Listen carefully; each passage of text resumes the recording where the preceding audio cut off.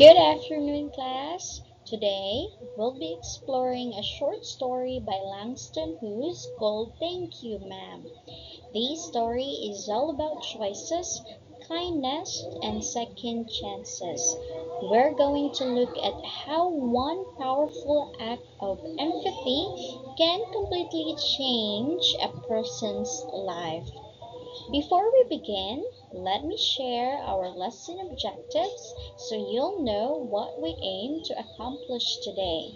So, by the end of this session, you should be able to write a reflective response on the themes of empathy and second chances. Second one, read and analyze the story Thank You Ma'am by Langston Hughes to explore character motivations, emotions, and themes. Speak confidently in discussions using effective communication skills to express opinions and reflections on text. So, let's begin by engaging your minds and hearts through an activity where you'll think about what you would do in difficult situations, just like the characters in the story. This activity is called What Would You Do? So, the instruction for this is I will read you some scenarios. Five. I actually prepared five scenarios, and you will go to the corner that represent your response. Each corner has a letter A, B, C, or D. After you move, I'll call you and a few of you to explain your answers. But don't worry, there's no right or wrong answer here. Just speak honestly. So, are you ready? So, let's move on to the first scenario.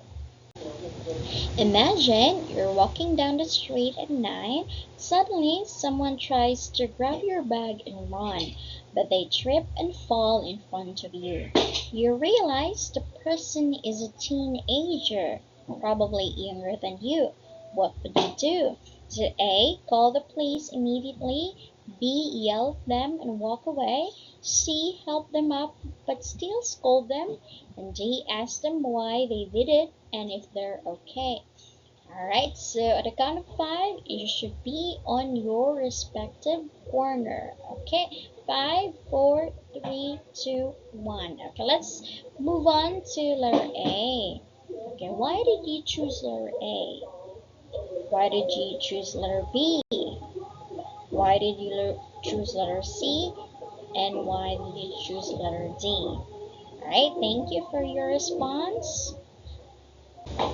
Alright, let's move on to the second situation. You find a wallet on a sidewalk. There's no ID in it, but there is a cash and a credit card. What do you do? Did A, take the money and leave the wallet? B, keep the wallet but discard the credit card? Or letter C, take the wallet to the lost and found or the police? Or letter D, leave it there and walk away. So at the count of five, go to your respective corner. 1, 2, 3, 4, 5. Okay, now let's move on to the third situation or situation 3. So you're in class and your classmate asks to borrow your homework. Because they forgot it at home, they promise to return it the next day. What do you do? So A, let them borrow it because they're your friend. B, refuse since you work hard on it and don't want them to copy. Or C, lend it to them but with the condition that they return it immediately. Or letter D, tell the teacher that your classmate forgot their homework. Okay, go to your corner. 5, 4, 3, 2, 1. Okay. Why did you choose A, B, C, and D?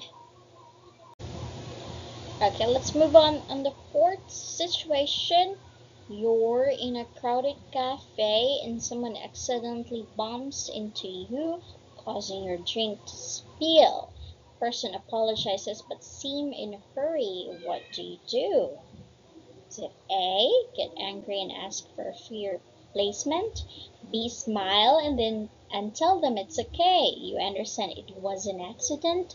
Letter C, ask them to pay for the drink. Or letter D, walk away without saying anything but feel annoyed. Okay, 5, 4, 3, 2, 1. Okay. On to the last situation. You realize that it's a friend's birthday, but you forgot to bring gift. You feel bad about it. What do you do? Is it A, apologize and offer to treat them to something later? B, ignore the fact that you forgot and just say happy birthday? C, quickly buy a gift online or at a nearby store? Or lastly, letter D, pretend you didn't forget and act like nothing is wrong. Okay? To your respective corner. 1, 2, 3, 4, and 5. Okay, well done, everyone. Your responses were thoughtful and real. This situation makes us think about how we treat others, especially when they do something wrong. That's why today's story is all about someone who reacts in a surprising way when she's almost wrong. Okay. Now, let's read Thank You, Ma'am by Langston Hughes.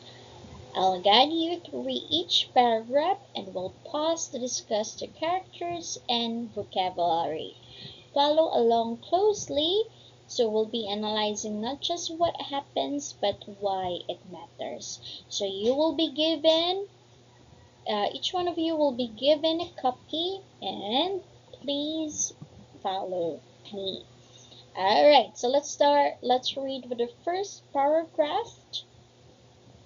Okay, let's look at how Langston who set the scene. The word snatch tells us this wasn't a casual mistake. What does this reveal about Roger? Okay, good job, everyone. Now let's move on to the second paragraph. So here it says Roger tries to pull the purse away. What do the words tug and struggle tell us about how desperate he is? Okay, let's move on to the third paragraph. She doesn't scream or panic. Why do you think she stays so calm? What kind of person does that show she is? Right? Now let's move on to the fourth paragraph. Now Roger feels ashamed. Do you think he regrets stealing or is he just scared of the consequences? What about you? What's your thoughts about this? Okay, on the on the fifth paragraph, it says mumbling usually shows nervousness. Why do you think Roger is finding it hard to speak? Alright, if you will Roger, would you still act the same? Okay, and for the sixth paragraph, it says here Mrs. Jones shares something personal. Why do you think she's telling Roger this? If you were Mrs. Jones, would you tell it to Roger? And to the last paragraph, in the end, she shows Roger kindness. How might this change him? Or what message is the author sending us? Alright, thank you so much for your responses, everyone. This story teaches us that one act of empathy can change someone's heart. Mrs. Jones could have punished Roger, but instead she helped him feel human. Alright, so how do you find the story? Now it's your turn to reflect and write. For your take-home activity, I want you to imagine that Roger decided to write a letter to Mrs. Jones the next day. Okay, so here Roger wants to express how her kindness affects him and what changes he hopes to make in his life. So your task is to write a one-page letter from Roger's point of view addressed to Mrs. Jones. Okay? Your letter should include a greeting and sincere thank you, a reflection of what happened the night before, how Roger felt during and after the experiences, what he learned from Mrs. Jones, and a promise or hope for the future.